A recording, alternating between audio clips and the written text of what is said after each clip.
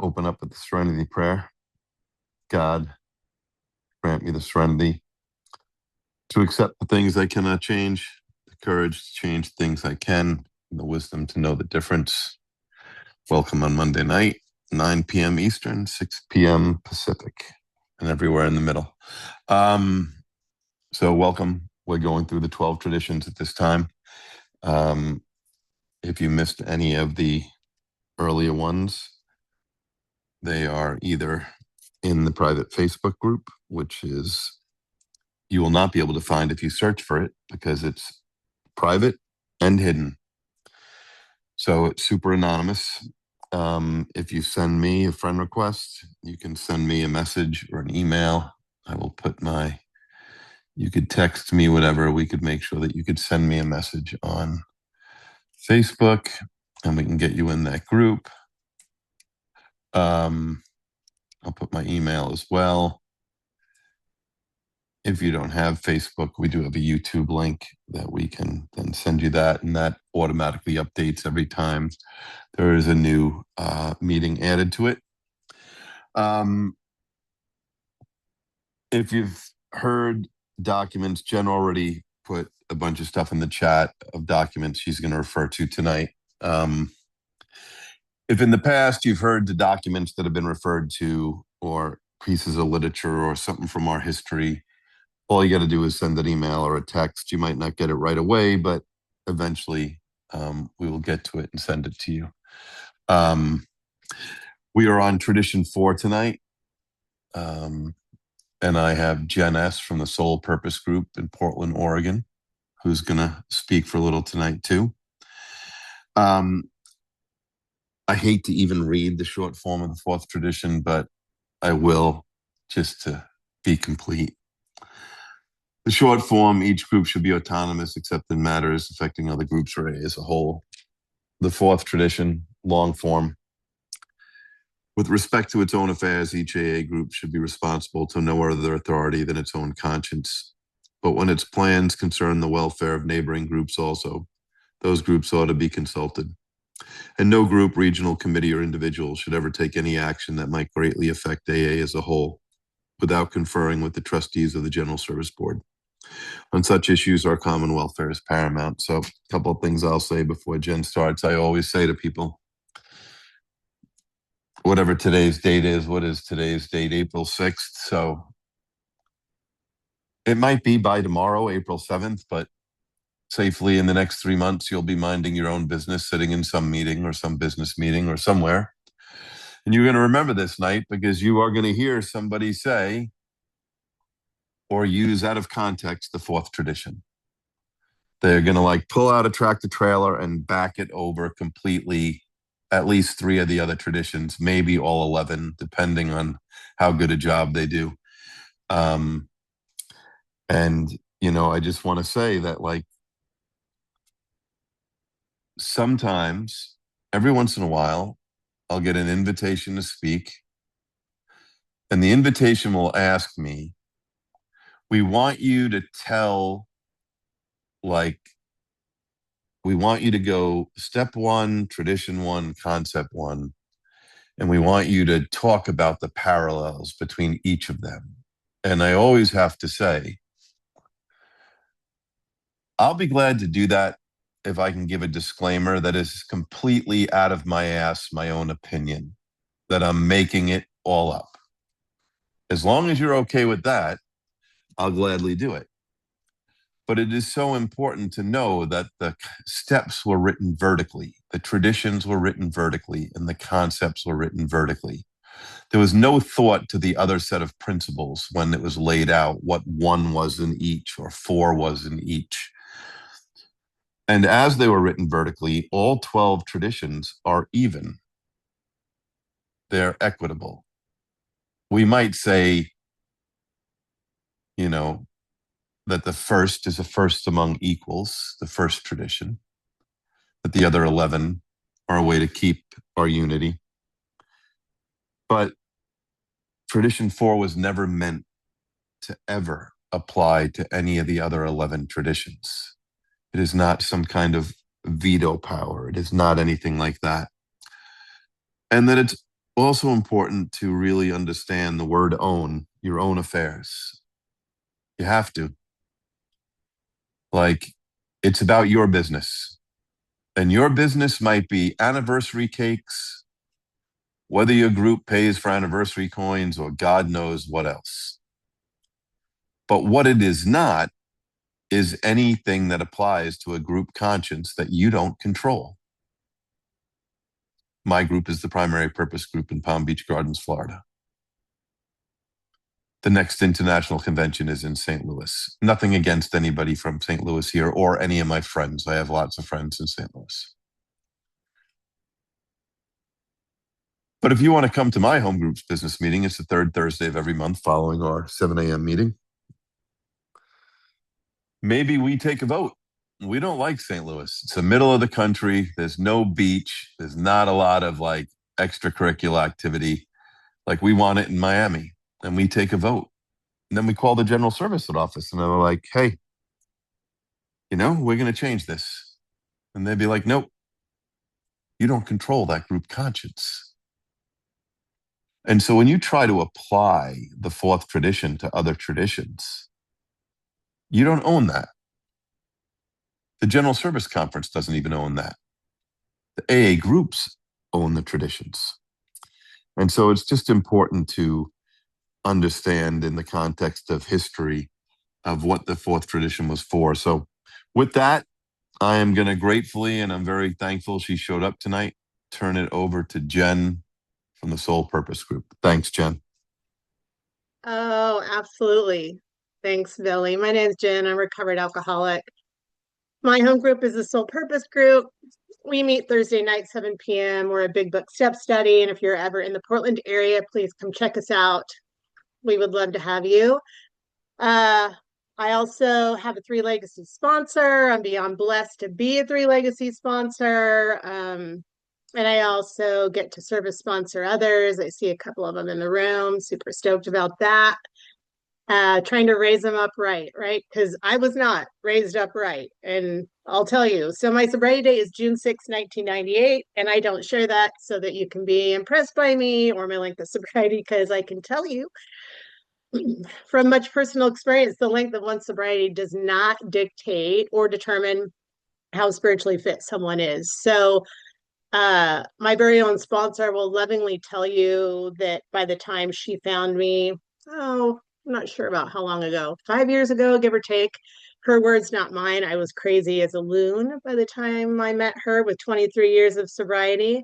And it was from her actually taking me through the traditions that allowed me to have a spiritual experience with the traditions of all things that then led me to her taking me through the clear-cut directions laid out in the big book of Alcoholics Anonymous. And that has me in a place where I can refer to myself as a recovered alcoholic, where I can refer to myself as happy, joyous, and free, and where I can carry a message of depth and weight.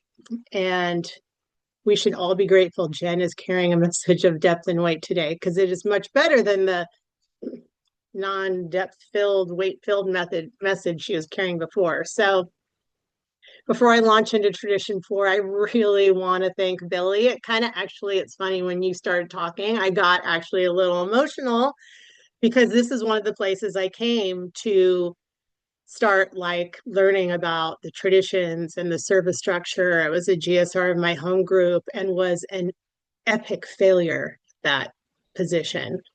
I'm currently serving as the Oregon area alternate chair, and as a result of strong sponsorship, Billy included in all that, I'm actually a valuable member of my home group, of my district, of my area, and yeah, I'm just really grateful to be talking about Tradition 4. It's one of my favorites, and specifically, I'm going to get to it, is the difference between autonomy and consultation.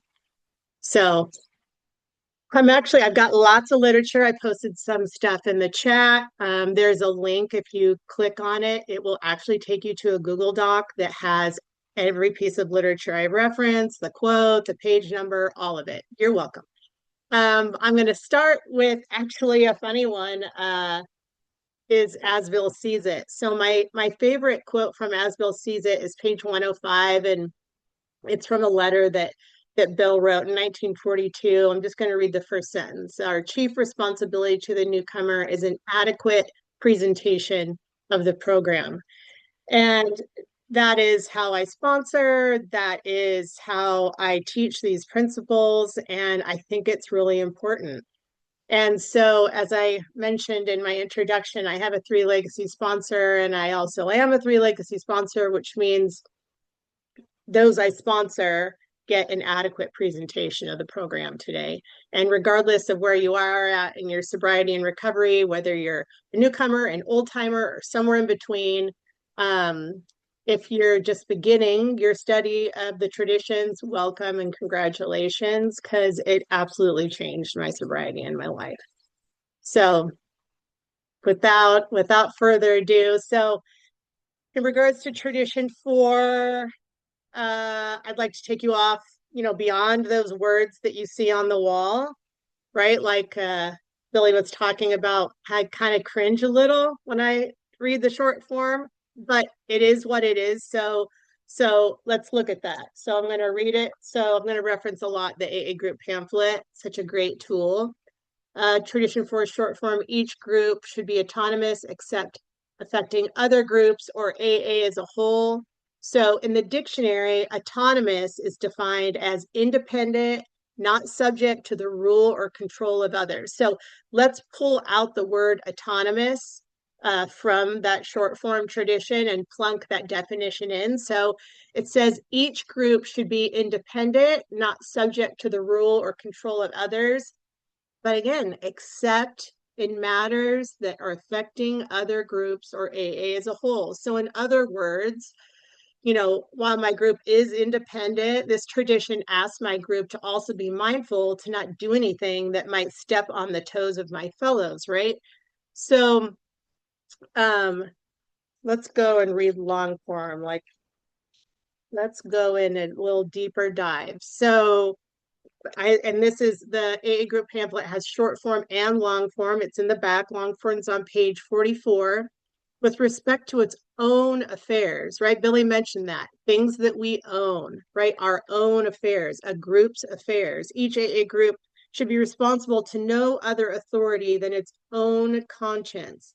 But when its plans concern the welfare of neighboring groups also, those groups ought to be consulted. No group, regional committee, or individual, me, the individual, should ever take any action that might greatly affect AA as a whole without conferring with the trustees of the General Service Board on such matters and such issues, our common welfare is paramount. The other one I want to reference real quick too is I have my 12 traditions illustrated out here. So where am I at? So it's the end of the first paragraph. In each neighborhood in every part of the world reached by AA, the local group is free to work out its own customs. And even in the big book in the forward to the fourth edition, page XXIV, it reads, while our literature has preserved the integrity of the AA message, sweeping changes in society as a whole are reflected in new customs and practices, right? So it talks about our own affairs, our own conscience, our own customs and practices, and that's a lot of ownership. But what does that even mean? So tradition four does is it grants my group the freedom to choose and take ownership of our own customs and practices. Billy gave a few.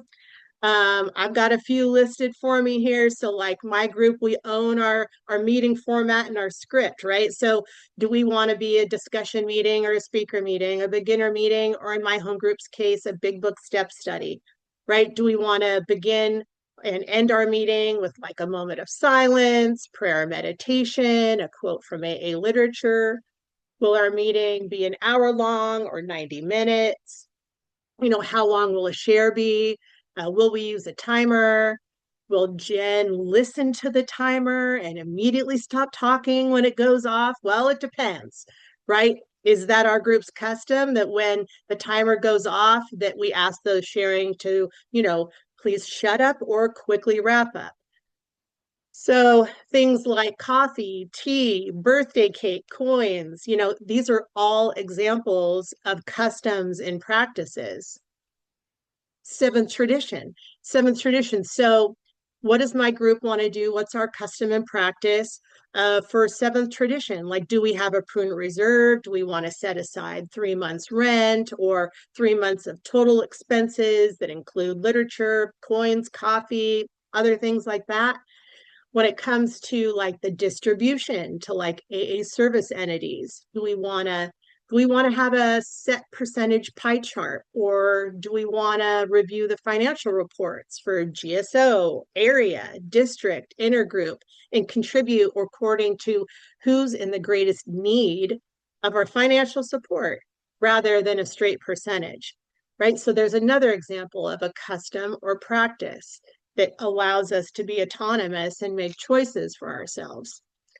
However, that autonomy, that independence, not subject to the rule or control of others, does not mean, though, that my group has the total freedom to say, reword the 12 steps, or read or sell non-AA literature in our meeting, nor does it grant my group the freedom to format our AA meeting to say, have a dual purpose, or focus on drug addiction, or anything other than alcoholism. So AA group pamphlet. Um,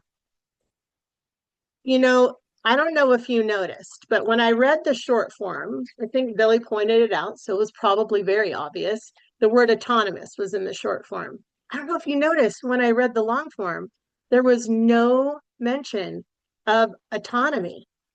So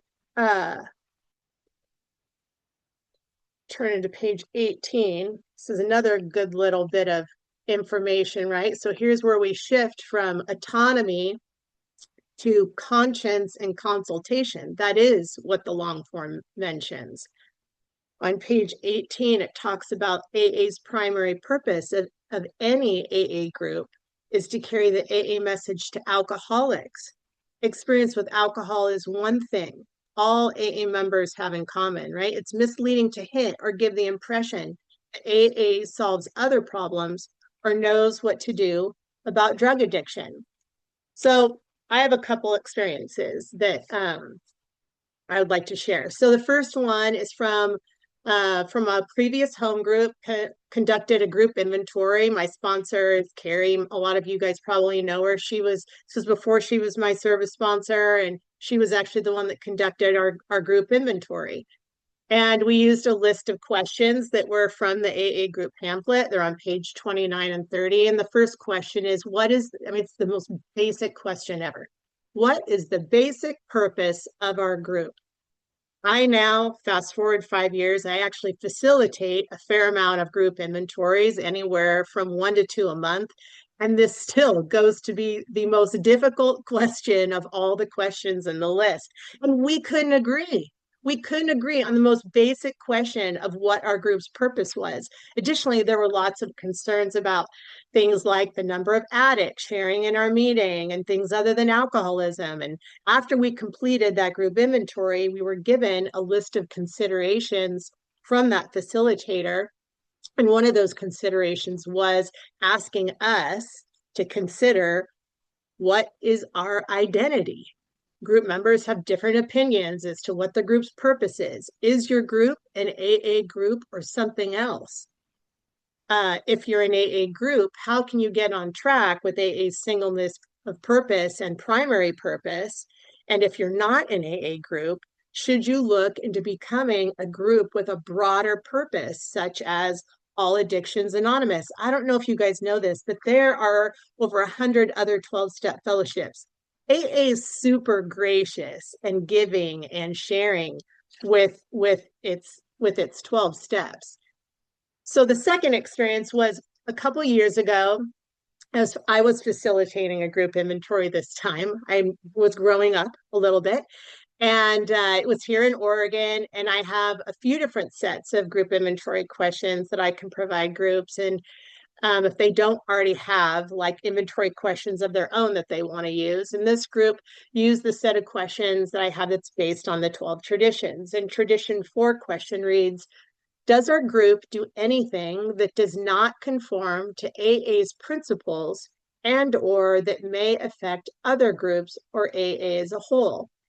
Now, this group that I was facilitating the inventory for, they met 3 nights a week. One meeting format was a topic discussion, the second was a big book study, and the third was a women's meeting. And it was mentioned that a man had come into the women's meeting and they'd asked him to leave. And the member asked if that was okay. And I said, well, let's consult our trusty AA group pamphlet, right? So we all turned to page 12. And it's about 2/3 of the way down. It says some AAs come together in specialized AA groups for men, women, young people, doctors, LGBTQ plus, and others. If the members are all alcoholics, and if they open the door to all alcoholics who seek help, regardless of profession, gender, or other distinction, and meet all the other aspects defining an AA group, they may call themselves an AA group, right? So it was amazing. No one had ever heard of that, had ever thought about that, had ever given it much thought. And so they had a lot of healthy discussion about all their thoughts, feelings, and opinions about that. Um, and I love being able to one, like help groups articulate their thoughts, feelings, and opinions, but also reference literature, right? Literature that is very clear about what AA is and what AA is not. So one thing I'm going to read for you too, that Billy made a little reference to it, I think, earlier. It's actually a keynote address from the 67th General Service Conference Report. It's page 5. It's from a trustee. His name's William N. It says, AA leaders have a sacred duty to, above all else, embrace all 12 traditions. I do not believe we should ever look for a way around a tradition. I firmly believe you can't ask a newcomer to observe one tradition while you ignore a few others. I believe it is time for many in Alcoholics Anonymous to stop using the 4th tradition to break the other traditions. History shows that the 4th tradition was not created to be a veto over the others. Rather, it was created to give groups flexibility regarding group customs. If any group breaks a tradition, it is affecting other groups and AA as a whole. And I just love that. It's like such a great like nutshell. So when we look at the AA triangle, it's important to remember that it has 3 sides for a reason. The steps are on one side, that's the first legacy of recovery. On one side, the traditions, our second legacy of unity is on another side, and the concepts, our third legacy of service, is on the other side. The 12 steps are AA's message. It's the only message that we've got. That's it. It totally honors that singleness of purpose. And the 12 traditions protect that message, which is why I love to see all these people here studying and learning and hopefully later on teaching and practicing all these traditions. And then of course there's the 12 concepts too, which then perpetuate that message. And being autonomous means my group is free to make decisions for our group, but it doesn't mean we get to make decisions for other groups or AA as a whole, nor does it grant us the freedom to go against the group conscience of US and Canada. And there's probably someone going, whoa, whoa, whoa, whoa. What are you talking about, Jen? US and Canada group, what are you talking about? Well, that is what I said to my service sponsor when she made that reference, the group conscience of US and Canada. And she explained all AA conference approved literature has gone through the lengthy and painstaking conference approval process, similar to that of an informed group conscience at my home group's business meeting, only it wasn't discussed and voted on by just my group, but all the groups throughout US and Canada. So if my group decides to say reword the 12 steps, we're going against the group conscience of the United States and Canada. And that's not unity. It's my group saying, well, we know better. And that attitude will affect other groups or AA as a whole. Maybe not today, maybe not tomorrow, but as experience has shown, inevitably it will. And that being said, we cannot forget. I'm going to read a little line from the 12 and 12, page 147. Let's see. Tradition 4 also grants every group the right to be wrong. We're human, right? We're all learning. We will make mistakes. And some of you may have noticed, nowhere in the long form of the tradition does it mention autonomy. Instead, it talks about conscience and consultation. And while we will make mistakes, so long as my group's autonomy is led by a well-informed group conscience and consultation, we can often forego and or make amends for our mistakes. So, and when I talk about consultation, what I mean is like, if we're looking at, changing our format of our meeting to another type of meeting, have we looked, because my home group, we actually meet in an Alano club, have we looked around at neighboring groups? Are we going to be stepping on their toes because we're going to be doing a similar format to theirs? Again, we don't have to have their permission. It's not about that. It's about that we're all in the sandbox kind of playing together, and let's make sure that we all get along. So whether that consultation is a neighboring group, whether it's GSO, literature, my sponsor, our group's conscience, which is essentially God speaking through the group conscience. There's lots of opportunities for consultation. And if we're doing our own step work, and if my group conducts, say, a regular group inventory, and if the group practices the spiritual principle of consultation with other groups, tested servants, our district, our area, and most importantly, my group has a well-informed group conscience. The AA group pamphlet has an awesome description of a well-informed group conscience on page 28. Then hopefully we will learn from our mistakes. And when we know better, we'll do better. And let's see, there's a couple other things I wanted to reference when it comes to consultation, ways to go about that. So, as I said, group inventory. It's actually page 29. If we hold regular business meetings, it talks about that on page 30. Page 31 talks about safety in AA. If we understand how our groups relates to AA as a whole, that's page 32 through 38. And if we study and understand and discuss the three legacies as a group, that's page 40 through 49. That's like half of the pamphlet right there. So I know I threw a lot at you today, and hopefully some of it stuck. But if it didn't, I'm going to leave you with one wonderful takeaway.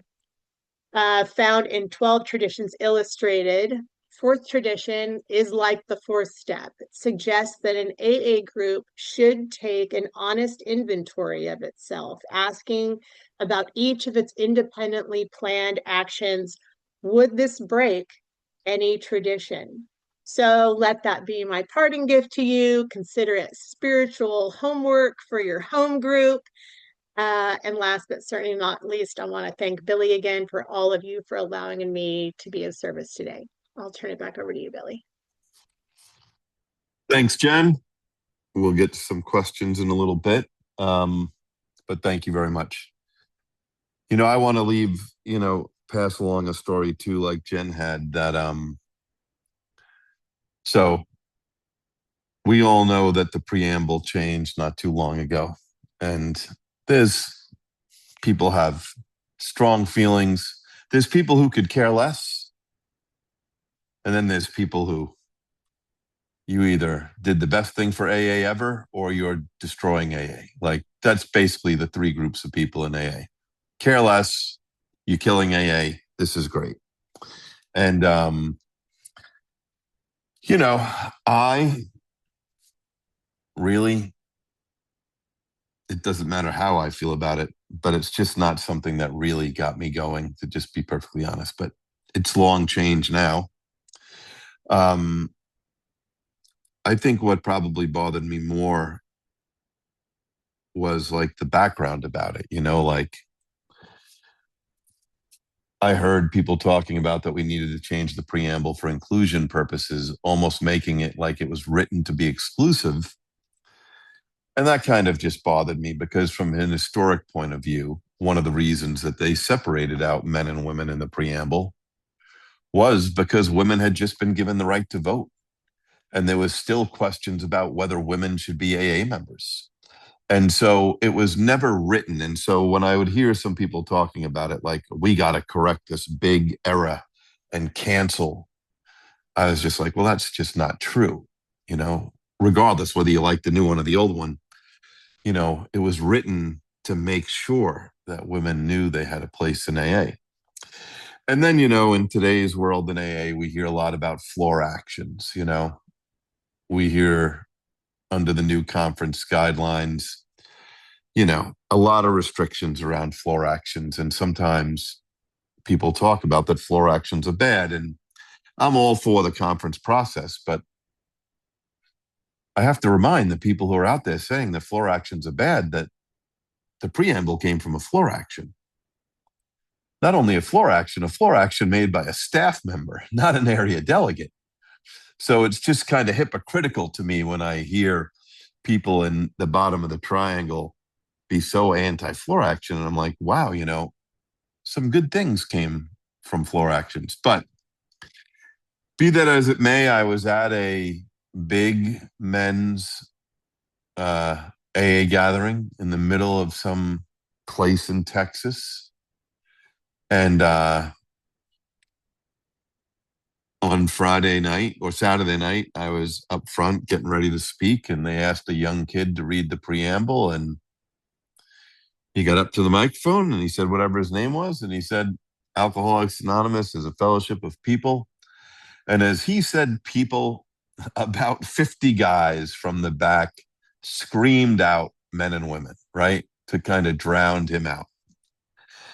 And after that night, and listen, these are active, passionate Three Legacy members. And later that night, we were out by a fire smoking cigars, and someone asked me, they said, Bill, what do you think?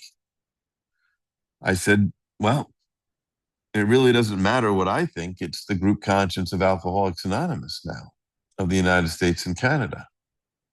Like, that's the group conscience.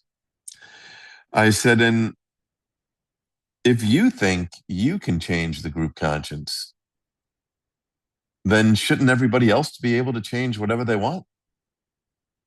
Like, does this mean if you get to change the preamble that the person who reads how it works gets to insert or change new words, delete words, change things? Like part of being sober is trying not to be a hypocrite, which is a hard thing for any of us. But for the unity of Alcoholics Anonymous, what am I going to say? Only I get to change AA literature. You have to read it exactly as it is, but I get to decide. So it's just so important, you know, to the respect of the group conscience is so important. So we will do what we've done in the past, which is, if you have your camera on and you would like to share for 2 minutes, and as I say every week, I always hope somebody that like I know really well is the first person, because it's better to shut down somebody who everyone knows that when they go over the 2 minutes, because then somebody who I don't know can't say I'm just picking on people that are not my friends. So I just let everybody know up front that 2 minutes is 2 minutes. That's just the way it goes. And this is not for questions. Questions can be sent into the chat to me. But if you would like to share a couple of minutes, 2 minutes, on your experience with Tradition 4, please raise your virtual hand and I will call on you.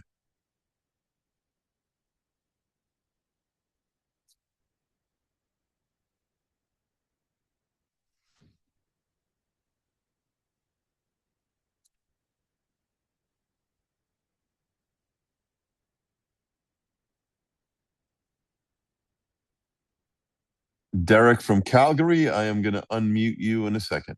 There you go. Hey, thanks, guys. My name's Derek. I'm an alcoholic. That was awesome, Jen. Thank you so much. Nice to see you. Um, I read in 12 and 12, they've got that guy that people always use, he's some kind of a folk hero and exercised his right to be wrong, when he set up that rehab facility in Charleston, West Virginia. And, he got the townspeople to pay for it. And, the guy he had noble ideas. He had big ideas. I think he was clearly gifted, right? And he thought he was so forward thinking that he wrote to AA and asked for their blessings.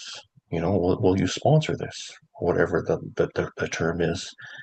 And AA told him, no, no, we won't do that.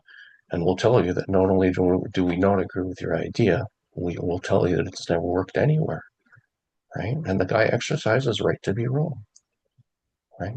I believe that guy caused a tremendous amount of harm for AA when that thing failed.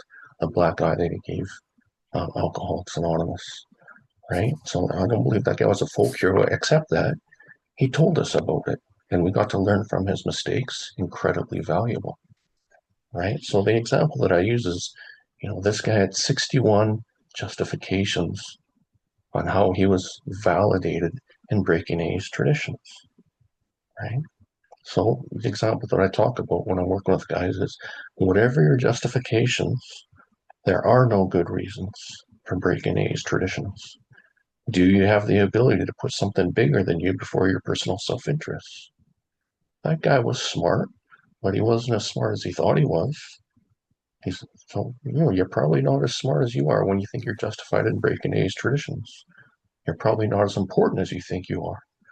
Don't take yourself so damn seriously if you think you're justified in breaking A's traditions. Thank you. Thank you very much.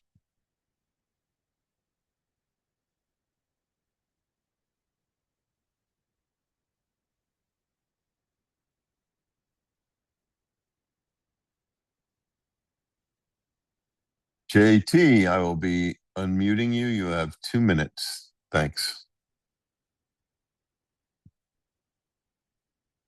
They say you're never too old to learn, and I've been in this thing a little while, about a little over 20 years, and I've had a lot of people talking about the plain language big book and about the changes to the preamble, and I thought I was being old and wise and saying, your own group can decide what you want to do. If you want to use the old preamble, use the old preamble. That's up to you, but live and learn. The group conscience of the U.S. and Canada really hit me hard tonight, and there's nothing I can do if they decide to, other than to point it out. But I have a new message now, and that's, it is the group conscience. So I truly appreciate. I appreciate the opportunity to be here, and I appreciate the opportunity to learn. Whenever I said, well, my day one in AA, I should have been delegate and trustee then because I knew everything. But 20 something years later, I think the gift is when you realize that you don't know everything and that you're willing to learn and willing to listen to other perspectives. So anyhow, thank you all for being here, and I appreciate this opportunity to learn more about the program I love that saved my life. Thank you very much, Jay.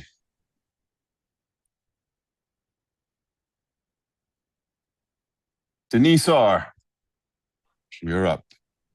Thank you. Hi, my name is Denise. I'm alcoholic. Thank you, Billy, and thank you, Jen. It's good to see you, and you shared some wonderful things, and I had similar experiences too, and it just brought to mind one a few years back in a friend of ours' home group. So it wasn't my home group, but we went to this group on a Friday night, and they opened the meeting with the AA preamble, the Al-Anon preamble, and the NA preamble all in one. And unfortunately, there was a newcomer there, which I really felt bad about. And I even said, I thought this was an AA meeting. Well, it is. I said, well, no, it really isn't. And so after the meeting, talking to the friend that I went there to see and explaining to him what my thoughts were on it and pulling out the literature, And he just didn't agree, right? Didn't agree. But the point of reaching out to that newcomer after the meeting, and we pulled him aside and said, I really apologize for this. And if you need AA, please keep coming to other meetings. There's other ones out there. This one was not an Alcoholics Anonymous meeting, but a lot of my problems, not problems, but I run into people that don't believe in the literature, and that's probably hard to accept sometimes. I'm sure at one time I didn't either. I kind of started out like Jen too, but it's difficult when people don't believe in the literature because it's hard to have that conversation if you can't at least agree on the basis of the conference to proof literature. So thanks for letting me share, and thanks for being here tonight. Appreciate it. Thank you.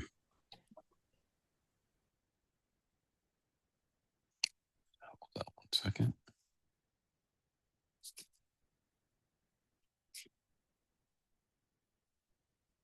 Okay, next up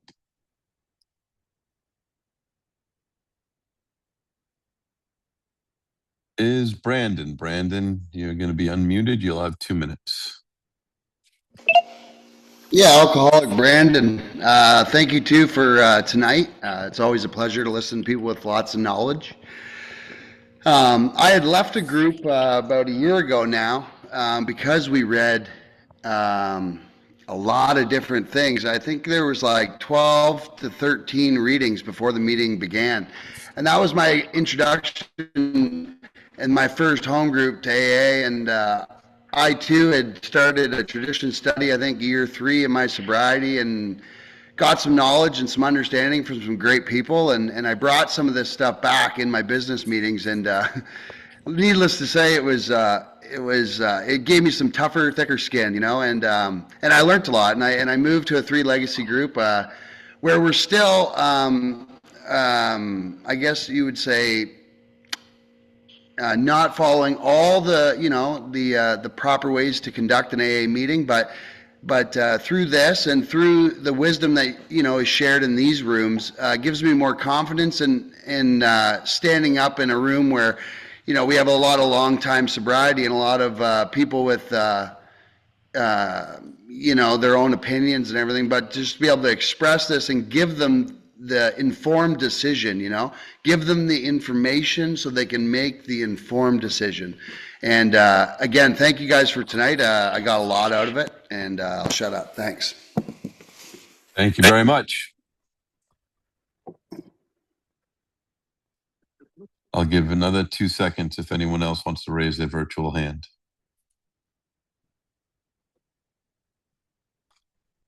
Okay, so before we go to questions, okay, here we go.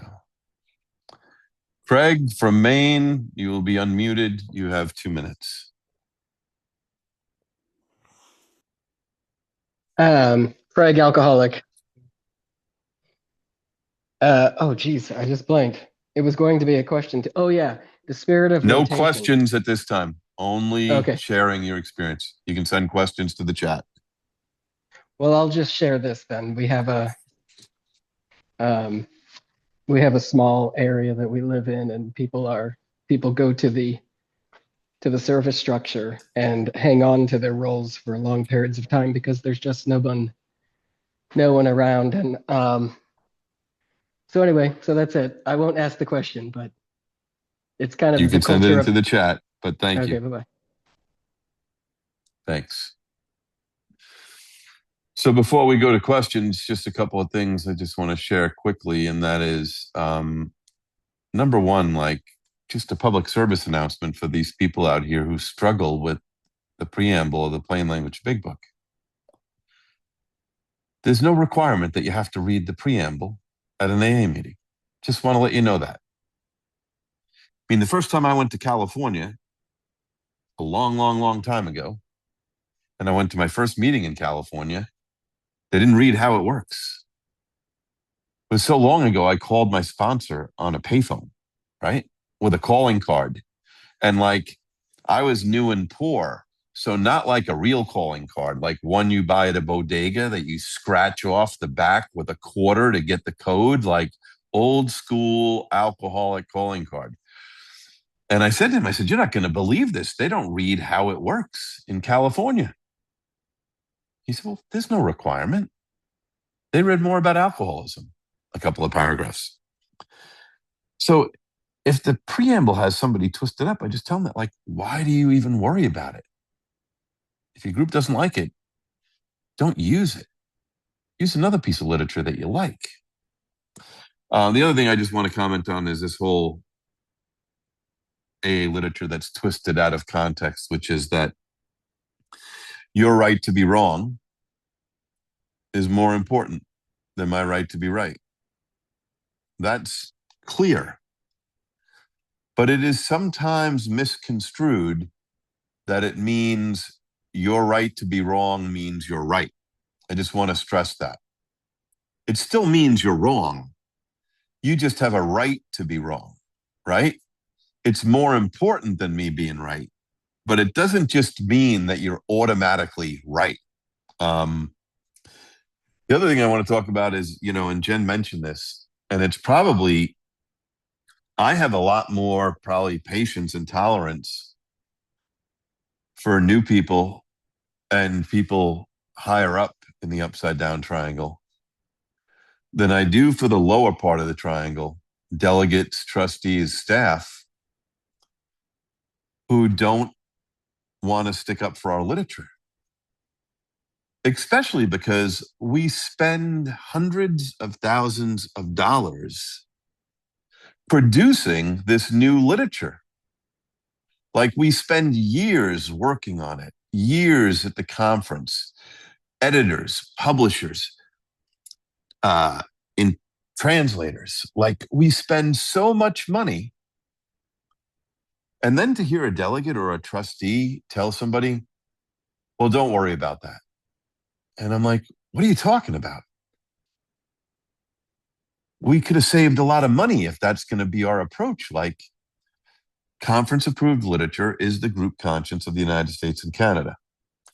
The last thing I want to say is this, and I know this, people. I really don't care how you care.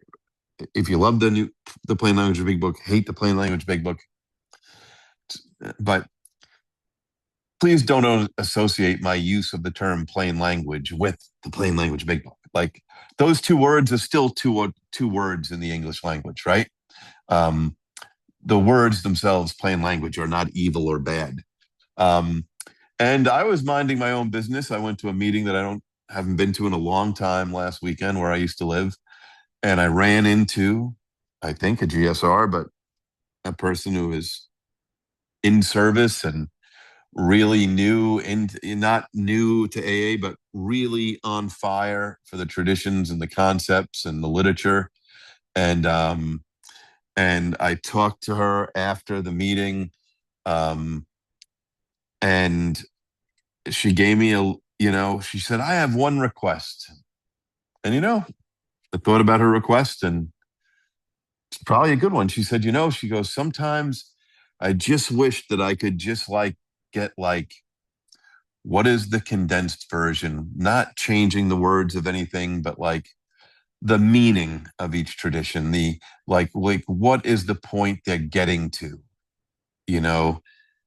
and when you read all the stuff that Jen put in the chat, the resources in our literature and everything, I mean, it's very clear. Stay in your lane.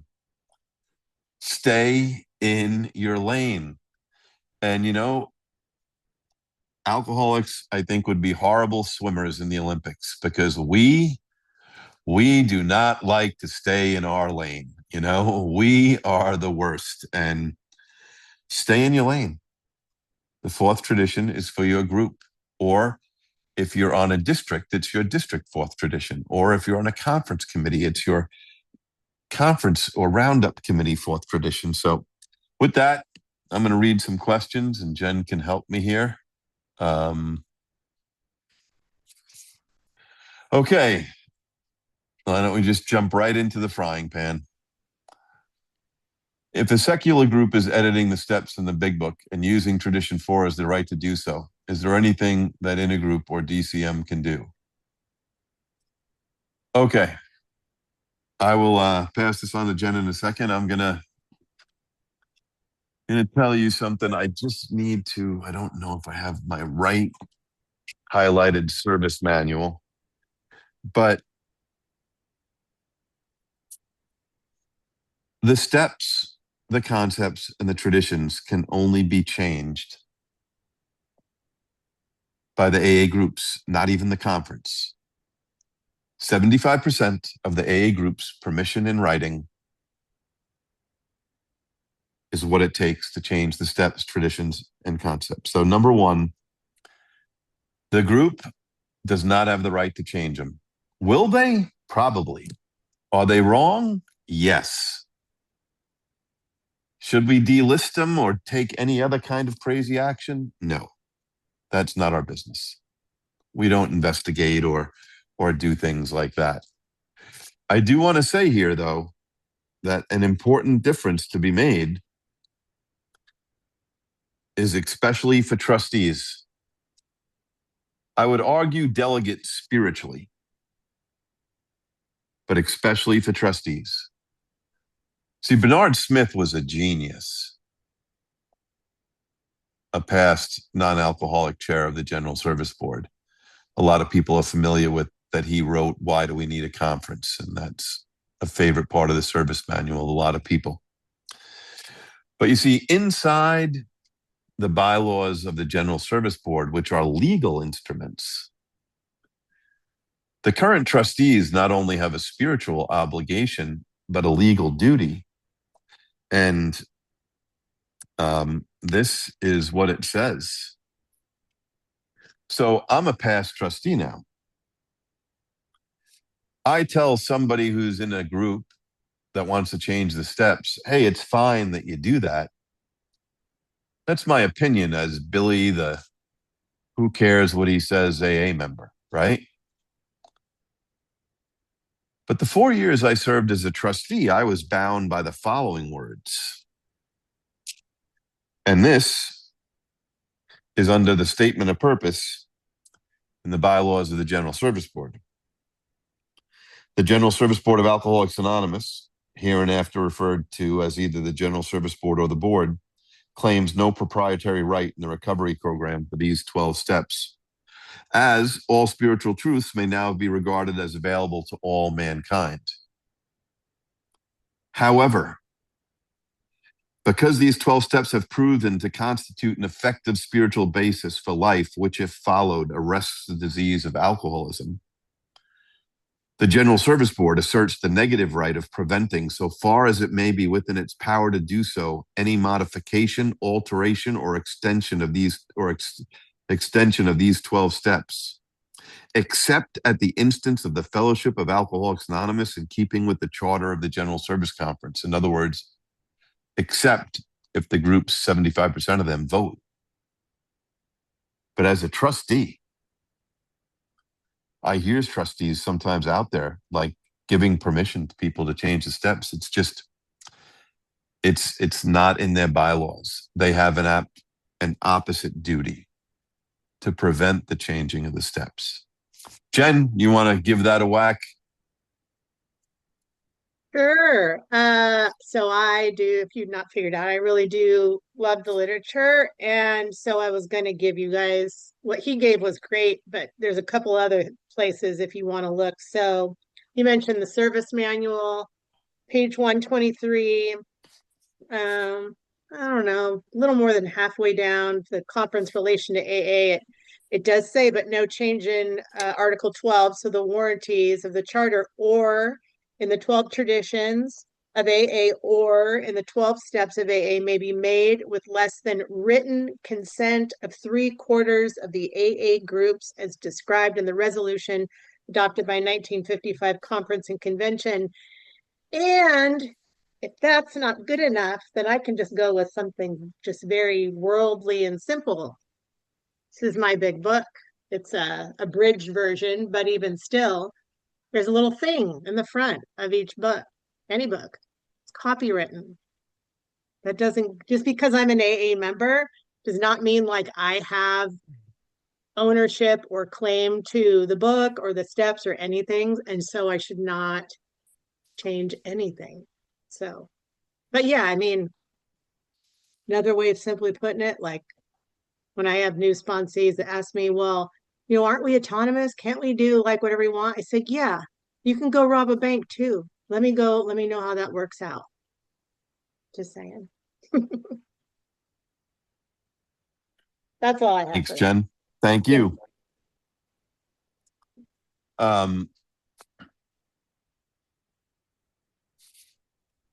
There's a question here. Does it break a tradition if it is a group's habit for members to hold commitments indefinitely in a meeting or in the service structure if there is no one who wants to take it on? So I know sometimes people ask this question, especially in small areas or places like that. I will tell you, it is definitely, if there are people willing and able, you should be stepping aside. No doubt about it. I will also say, if you only have a limited amount of people, like you're in some way off geographic location where there aren't a lot of members, then you should at the very least rotate positions and not keep the same person in a position. But I also want to explain the spiritual rule or law that existed long before AA, which is you can't fill a filled position. So if you keep taking a position, no one is going to step up. Now, if you leave a position empty and it doesn't cause any problems, well, then you probably have a ninth tradition problem. You have over-organized too much and you don't need that position. So you just learn something valuable. That position doesn't need to be needed. It could be done by somebody else or something else. However, let's just take the person who makes coffee or unlocks the door of your average group. All it's going to take is 2 weeks of that door not being opened, maybe even only 2 minutes. And someone is going to step up and decide to fill that position. But if you keep doing it, no one is going to do it. Jen? So again, super big fan of AA group pamphlet, and there's a really, really good it's about 1, 2, 3, 4 paragraphs, page 28, the principle of rotation talks about rotation ensures the group tasks, like nearly everything else in AA, are passed around for all to share. Many groups have alternates, but I like how it says to step out of an AA office you love can be hard, right? Now it's not just talking technical, it's talking the spiritual reality that is difficult and what often keeps most of us stuck in those positions. I know, and a lot of it too, I love it talks about in our literature the term with perfectly good intent, right? We all are in love with Alcoholics Anonymous and want to be helpful. It says if you've been doing a good job, if you honestly don't see anyone else around willing, qualified, or with the time to do it, and if your friends agree, it's especially tough. I love that it uses this language, right? It makes it so now I have to rotate. But it can be a real step forward in growth to step into humility, that is, for the same people, the spiritual essence of autonomy. And so I won't read all of it, but that gives you I highly suggest anyone to read it. And it's great to use with people when it comes to election time and all that. And I will tell you, my home group, we're a small but mighty group. We've been only for about 2 years now, a little bit more. And we have sort of fluctuated. We had 3 when we started. We've got up to 9. We currently have 5. And so we rotate positions around. Like I'm currently the alternate meeting chair. I actually have 2 positions, but they're both in my home group. I don't hold any other positions in any other group. So I'm our recording secretary and I'm the alternate meeting chair. And we just kind of rotate around. But yeah, we don't stay when the term is up. It's time to move. So that's all. One of the things we don't talk about in rotation, sometimes we talk about that it's better for the group to have rotation. And that's true. But the real damage is not done to the group. It's done to the person who doesn't rotate by the rest of the members of AA. They are the ones committing a spiritual crime against that person. When you lift up a person and put them in a place where you have them believing that they can't be replaced, it is not good. The alcoholic ego cannot handle that. And everybody is replaceable.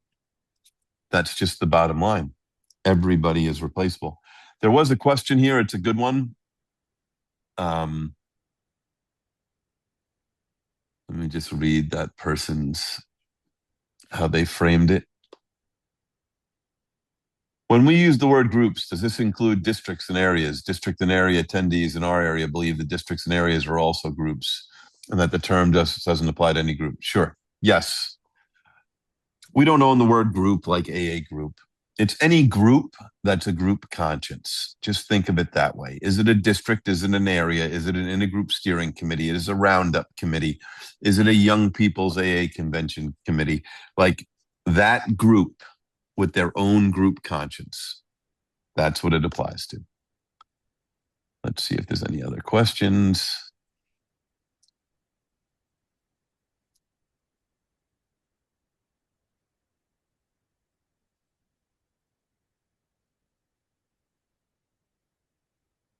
I do not see any other questions. So with that, I'm going to thank Jen again. And thank you for your service as an alternate area chair. That's awesome. Thank you. And next week, we will be back with Tradition 5. I will give a quick public service announcement. It is now April 6th. The General Service Conference is weeks away.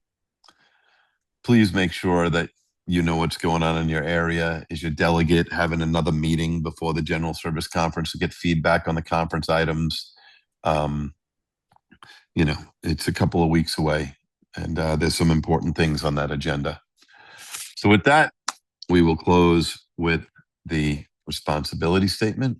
And in honor of Jen referring to As Bill Sees It, and I love As Bill Sees It, I'm just going to give a little public service announcement out there for those that might not know. I'm going to close with the responsibility statement.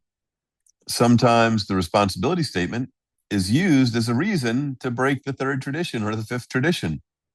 That when anyone, anywhere, reaches out to anyone, and I just want to make clear, you can find the story of I Am Responsible. It's on pages 332 and 333 of As Bill Sees It. And it talks about the real purpose, which is to carry on third legacy service and to make sure AA is here in the future. So with that, after a moment of silence, I will close with the responsibility statement. I am responsible when anyone, anywhere reaches out for help. I want the hand of AA always to be there. And for that, I am responsible.